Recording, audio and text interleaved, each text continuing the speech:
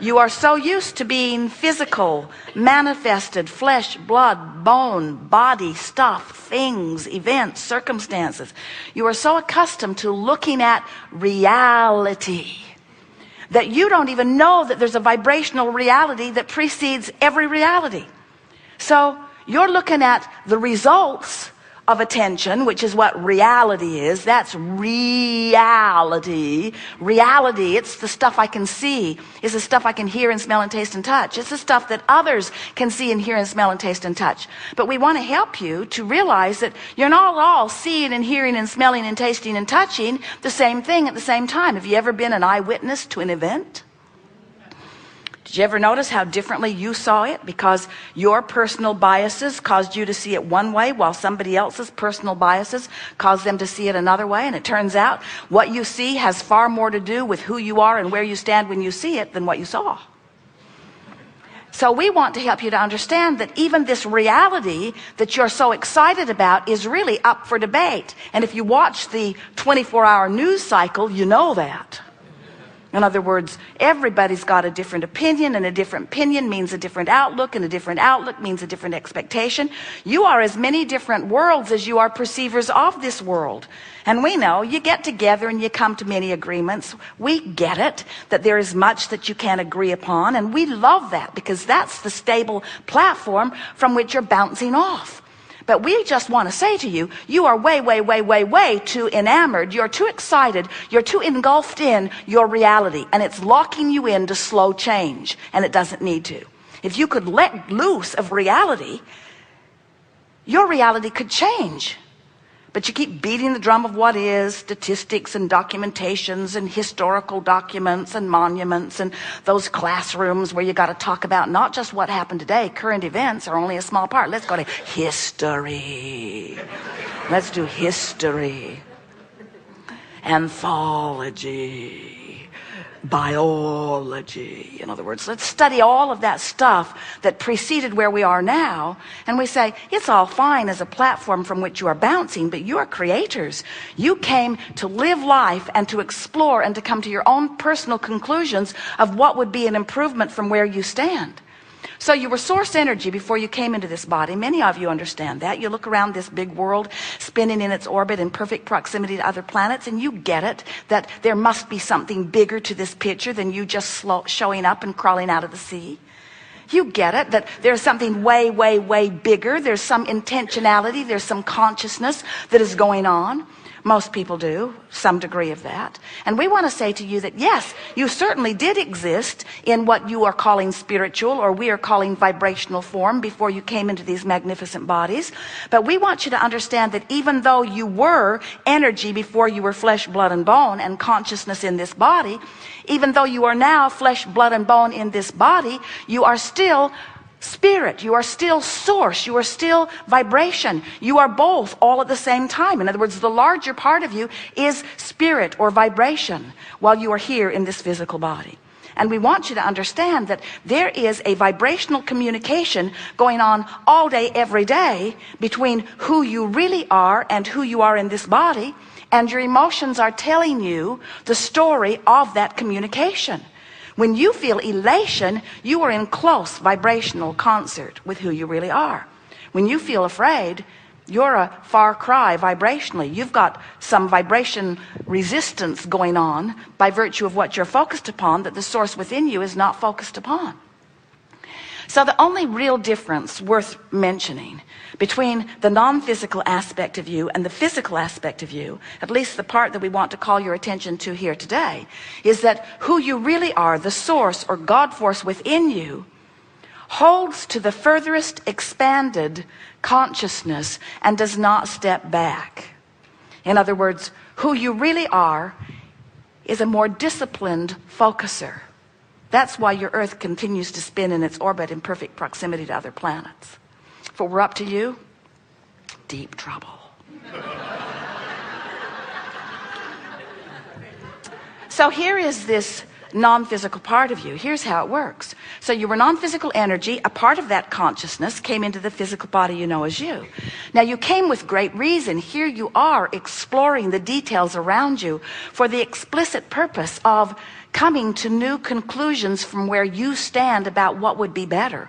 Not just you, the full-fledged genius human, but you, the cell in the human body, or in the cell in any body. The one-celled amoeba is consciousness too. So all points of consciousness are exploring their current environment and coming to immediate conclusions about what would be an even improved experience. That's what the evolution of all species is about. So a rocket of desire shoots out from that point of consciousness. And here's the most fascinating and important part. When that preference, when that desire, when that new decision radiates from you, whether you put words to it or not, and you got to know that the majority of the consciousness that is emanating these rockets is not speaking any language that anyone on earth would understand. It's a vibrational language. It's a request of improvement. When this rocket of desire, you know how you know what you want without putting words to it. Sometimes you're frustrated because you can't put words to it. What you really want is just to feel better. You want it to be better than it is.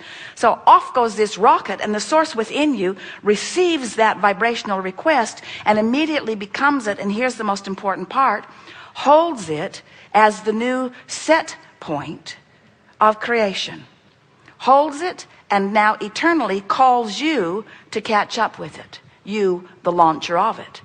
Well, if you're a cell in someone's body and you launched a rocket, the non-physical equivalent of that cell holds that and calls the cell to it. The cell goes immediately. In other words, there is no miscommunication between the cell that is physical and the non-physical version of it, unless the human who houses the cells is complaining about not enough money. In other words, the more you complain with your mind, the more emotionally distressed you are, the more you hinder the cellular communication between what has been asked for and what has been vibrationally achieved and what is being allowed by you. So when we say you are the creator of your experience, what we mean literally is you sift and sort and come to conclusions. Source energy holds your new place and calls you to it, and everything about your work from that point forward is whether you go or whether you don't, whether you go along with the new request or whether you stand in vibrational defiance of it. Now, when you go along with it, let's say that you don't have enough money. You've been beating the drum. The bills came today. The work seems a little scanty. There are a lot of things you want. You're feeling discouraged, depressed, maybe even fearful. You feel a big crescendo, and during all of that, rocket, rocket, rocket, rocket, rocket, rocket, rocket, rocket, rocket, rocket, rocket. You made your inner being rich today.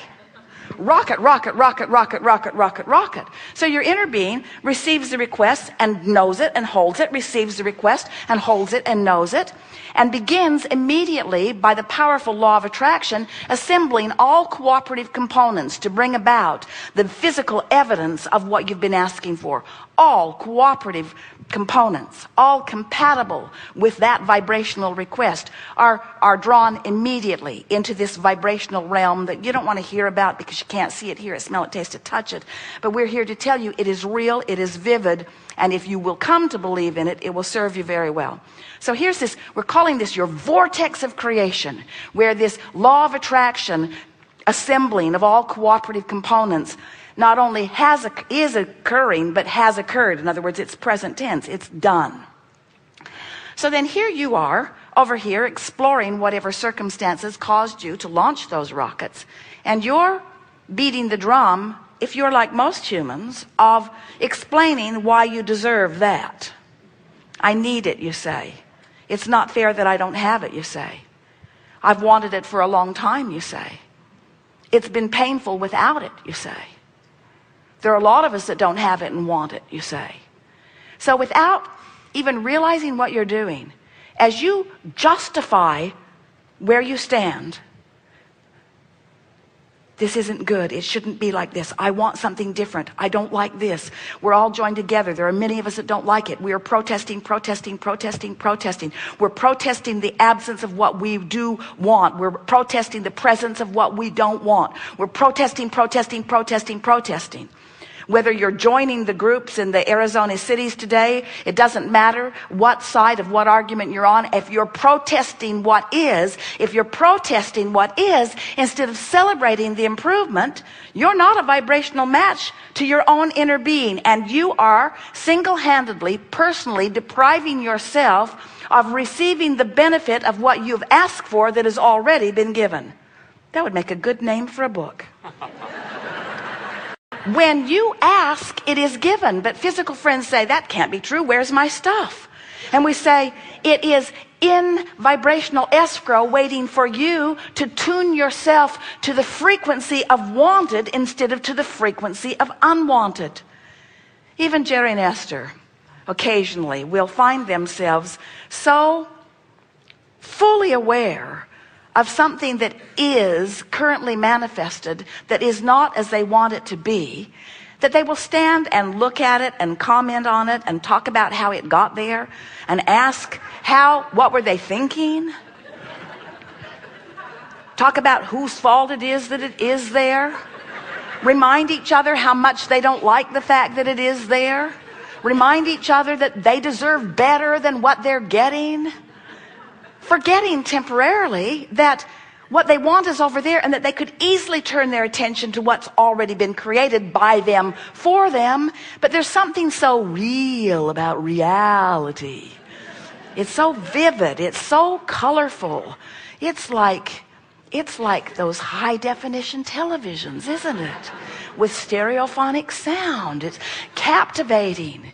It has all this reality all wrapped into it. We get why you want to look at it, but if we were standing in your physical shoes, we'd look at the parts that please us, and otherwise we would look to the vibrational reality which holds the precursor of everything that you want. We'd be talking about what we want and why we want it, and won't it be nice when, and wouldn't it be nice if, and doesn't this feel good? In other words, we would be reaching for the vibrational feeling of what's in the vortex. And if you will begin to do that, then you will do the first thing that we ask you to do. You'll be tending to your mood, because you can't be optimistically forward looking and not feel good. And when you're optimistically forward looking, or when you're optimistically presently sifting, when you're looking for something that feels good today, no matter where I go, no matter what I'm doing, no matter who I'm doing it with, it is my dominant intent to look for something that I want to see. To look for something that feels good, to look for something that I want to comment on, to look for something that is uplifting, to look for something that makes my heart sing, to look for the good feeling things, because I'm a good feeling being. The larger part of me feels good. And when I don't tune to the larger part of me, I can't feel good.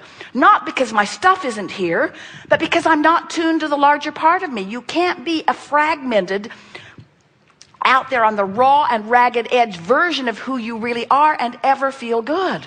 You are a creator. You came forth to expand, and when the larger part of you does and you don't, you feel the separation, and that's what negative emotion is, you see. So your body's hurting, something's wrong with it. They took x-rays, they show it to you. They took blood tests, they show it to you. Everybody's all worried about what's wrong with your body. And during the process of that, not only what led up to the physical condition that doesn't feel good, but now you've got the condition and everybody's all worried about it and you're looking at it too.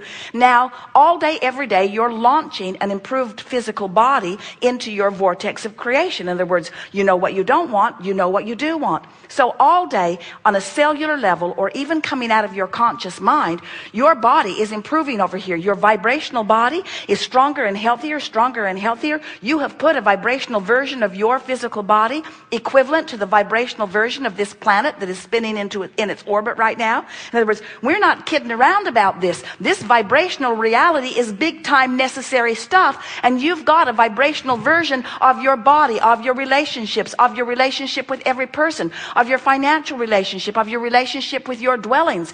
There there is a vibrational version of everything that has ever been important to you, even a little bit, over here spinning in this vortex, and you really owe it to yourself to tune yourself to the frequency of that so that you can start receiving the manifestational version of it, but even more so that you can stop feeling the anguish of not being up to speed with the version of you that you have already created. Can you hear that?